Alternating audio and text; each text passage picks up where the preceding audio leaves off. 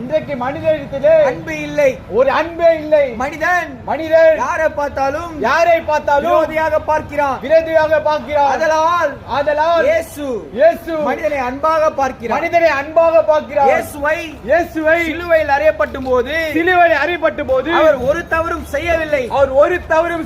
ஆனால் மனிதன் இயேசுவின் மீது தவறான புகாரை அவர் பேரில் வைத்தபோது இயேசு தாழ்மையுடன் தாழ்மையான மனதுடன் பாவங்களை ஏற்றுக்கொண்டார்.